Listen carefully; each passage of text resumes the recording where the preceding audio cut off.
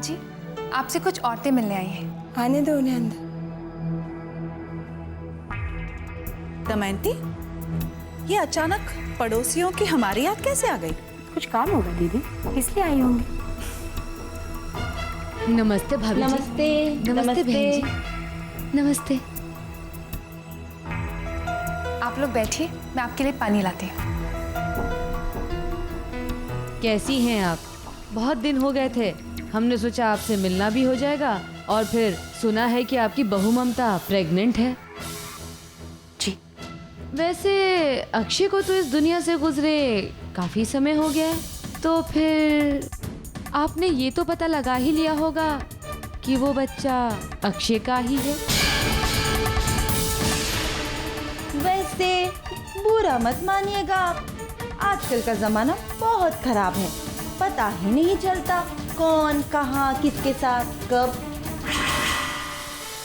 Mrs Verma की बहू का सुना था ना आपने? उसका पति 2 महीने से लंदन में है और वो प्रेग्नेंट हो गई। ममता है भी अकेली, वो बच्चे को कैसे संभाल पाएगी? भाभी जी, आप मेरी बात मानिए तो उसका अबॉर्शन करा दीजिए। आप और ममता जिंदगी भर के लिए सुखी हो जाएंगी। ये आप क्या कह रही हैं? ये क्या हो रहा है यहाँ? क्या बकवास कर रहे हैं लोग? ये बकवास नहीं, ठीक कह रही है। वही कह रही है जिसके बारे में हमें सोचना चाहिए था, पर हमने सोचा नहीं। हमें क्या करना चाहिए क्या नहीं करना चाहिए हमारी प्रॉब्लम है, इनसे इनका क्या मतलब? आप शांत हो जाइए, मैं बातें करती हूँ इनसे। कोई बात करने की जरूरत नहीं है, इनसे कहो यहाँ से फौरन चले जाएं अभी इसी वक्त। ये हमारे घर का मामला है और मुझे हमारे घर के मामले में किसी और की दखलंदाजी बिल्कुल मंजूर नहीं है।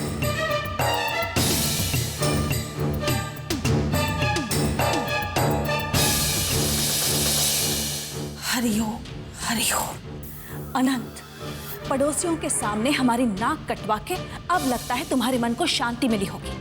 देखो, अगर इसी तरह दुनिया से झगड़ते रहोगे ना, तो वो दिन दूर नहीं जब इस घर की 4 दीवारी में घुट घुट के जीना पड़ेगा हमें, क्योंकि बाहर मुंह दिखाने के लायक नहीं रहेंगे, लोग थूकेंगे हम पर। मुझे किसी की परवाह नहीं है दीदी। वैसे भी मैं ऐसे लोगों के बीच में रहना नहीं चाहता जो दूसरे इंसानों के जज्बात की कदर ना करें। और ममता मेरी बहू है, उसके भविष्य के बारे में फैसला लेने का हक किसी और को नहीं है। मानती हूँ कि उन्हें कोई हक नहीं है, पर तुम्हें तो है ना। तो एक काम क्यों नहीं करते? तुम्हारे पास जो हक है उसे इस्तेमाल करके ममता के बारे में कोई फैसला क्यों नहीं ले लेते, ताकि लोगों के सामने हमारी नाक तो नहीं कटेगी और उनके मुंह भी बंद हो जाएंगे। दीदी, ये क्या कह रही हैं आप? दमयंती, जरा सोचो, अक्षय के जाने के बाद ममता की सारी जिम्मेदारी हम सब पर है। भगवान न करे अगर कोई ऊंच नीच हो जाती है तो सचमुच हम किसी को भी मुंह दिखाने के लायक नहीं रहेंगे। इस बारे में सोचो और अपने पति को भी समझाओ। हरिओम हरिओम।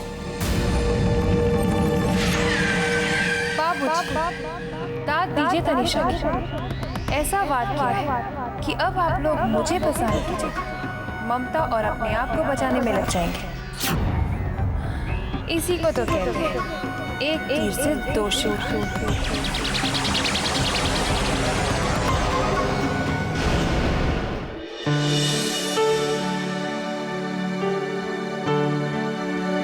अरे बाबूजी, आप? माँ जी आइए ना, बैठिए। बैठो। बाबूजी, माँ जी, आप लोग यहाँ इस वक्त? क्या बात है? सब कुछ ठीक तो है ना? हाँ बेटा, सब कुछ ठीक है। दरअसल हम यहाँ तुमसे जरूरी बात करने आए हैं। जरूरी बात? क्या बात? दरअसल बेटा, हम यहाँ पर तुम्हारी और ममता की शादी के बारे में बात करना है।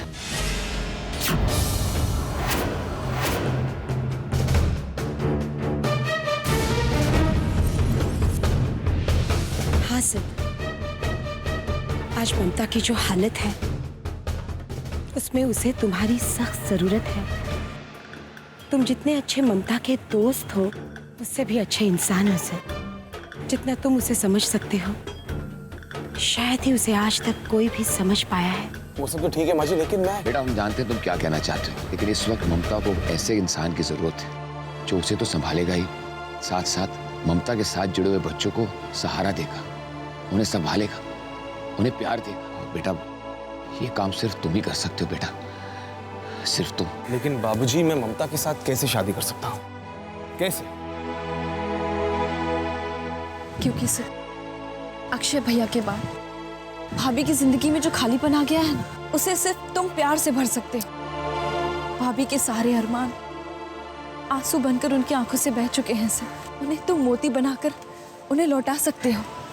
मैं तुम्हारे आगे हाथ जोड़ती हूँ सर, और किसी के लिए ना सही, कृष के लिए, भाभी के होने वाले बच्चे के लिए हाँ कर दो, हाँ कर दो सर।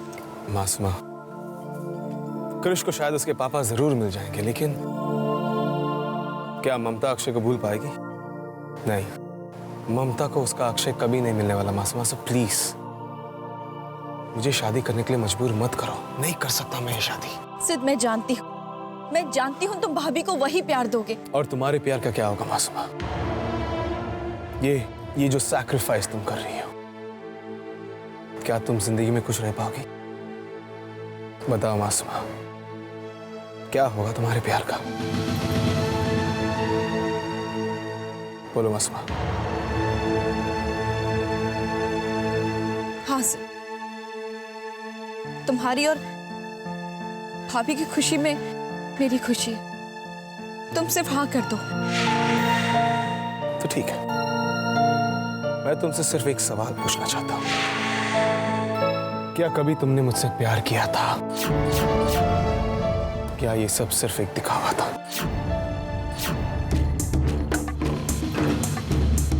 मुझे ये जवाब जानना बहुत जरूरी है।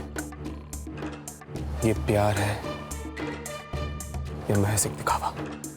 सिद्ध, मेरा ये फैसला देखकर तुम्हारे मन में ये सवाल उठना लाजमी है, लेकिन तुम नहीं समझ पाओगे। और जिस दिन तुम्हें मेरे फैसले की अहमियत समझ आएगी, उस दिन तुम्हें तुम्हारे सवालों के जवाब भी मिल जाएंगे।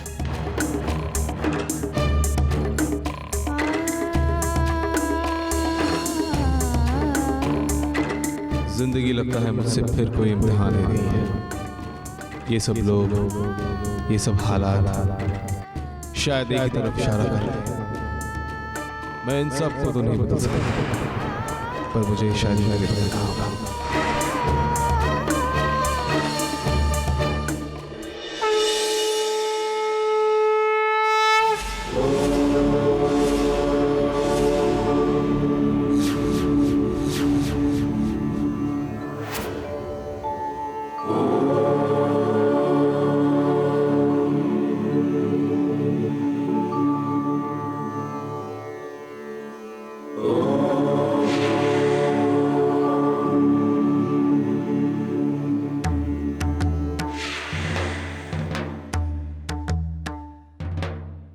माँ जी,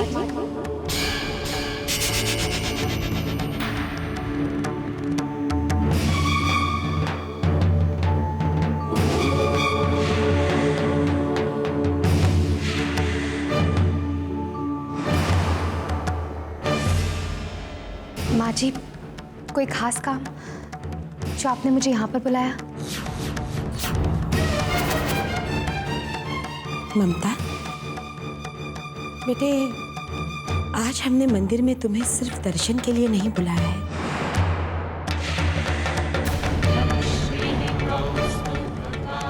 माँ जी, मैं कुछ समझी नहीं।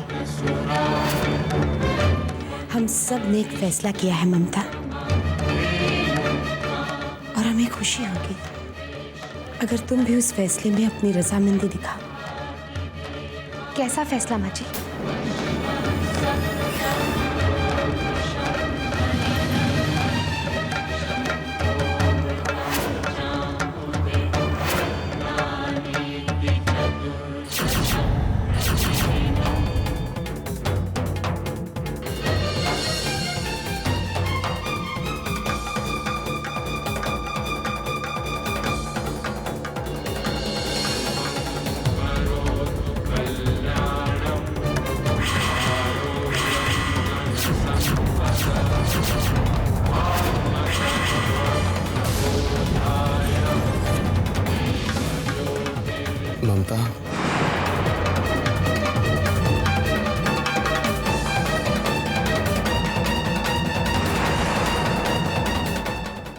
ममता, क्या तुम मुझसे शादी कराओगी?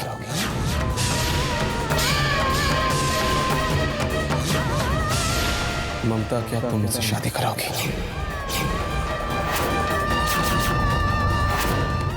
ममता, क्या तुम मुझसे शादी कराओगी?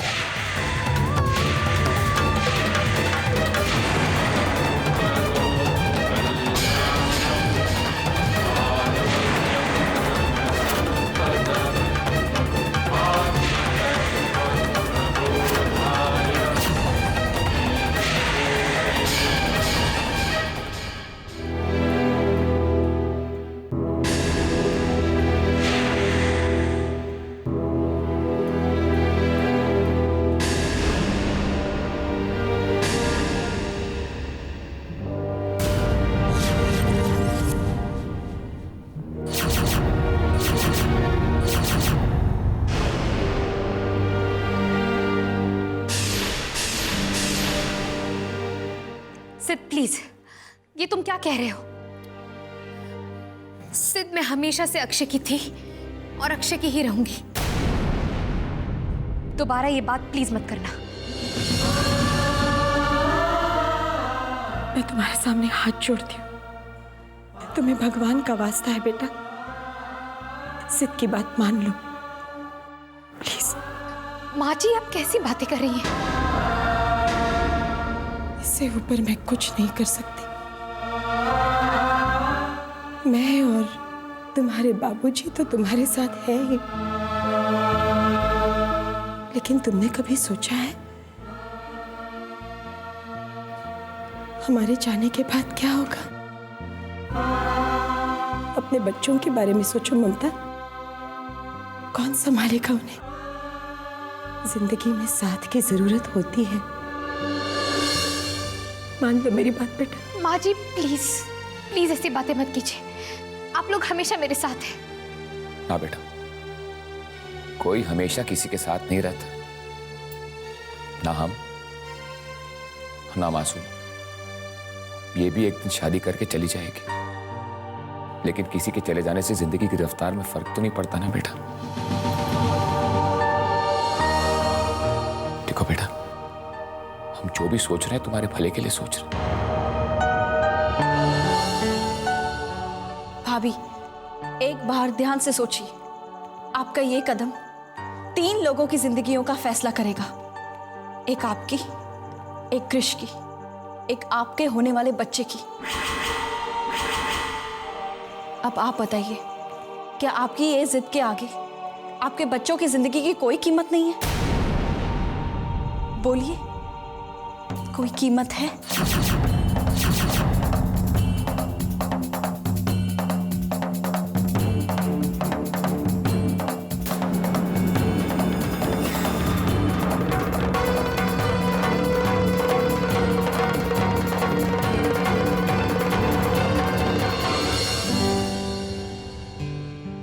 पापा आएंगे? कभी नहीं आएंगे।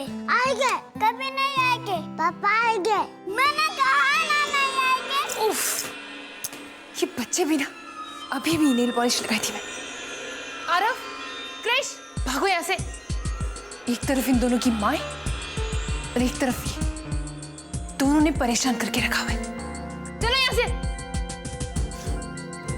फिर से लगानी पड़ेगी।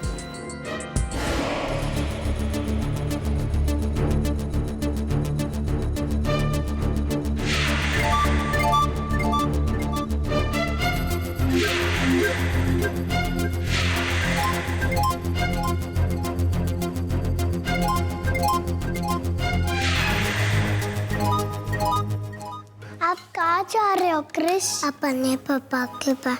लेकिन पापा तो नहीं है। पापा है। तुम कहाँ ढूंढोगे? मैं जा रहा हूँ।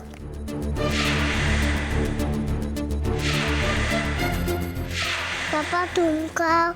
मैं आ रहा हूँ।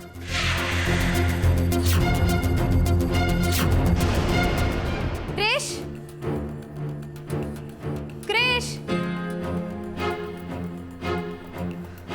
कहाँ चला गया?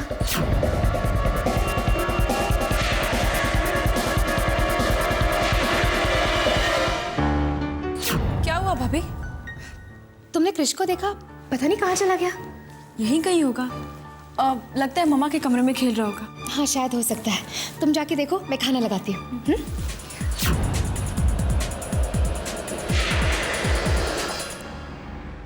क्रिश, क्रिश बेटा, क्रिश खाने के लिए बाहर आ जाओ।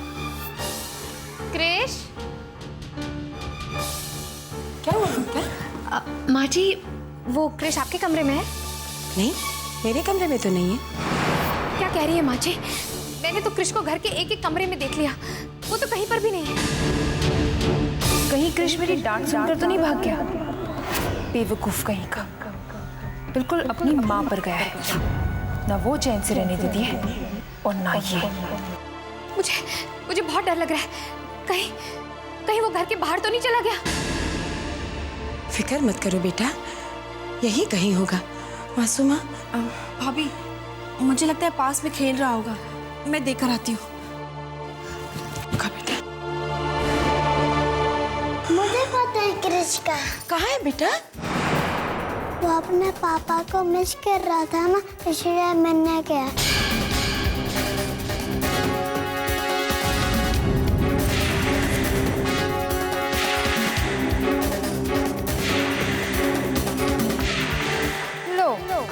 अब बेटा भी माँ के नक्शे कदम पर चल रहा है। पहले वो डिटेक्टिव ममता बनी थी, अब बेटा जासूस क्रिश बन रहा है।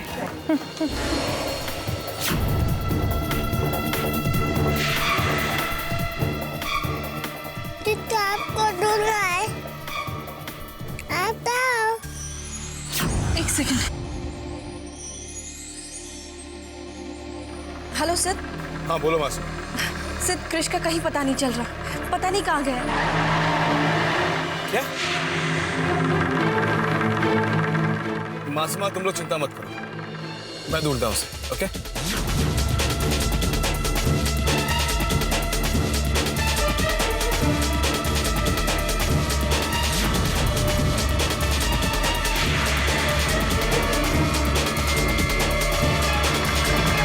Hi uncle.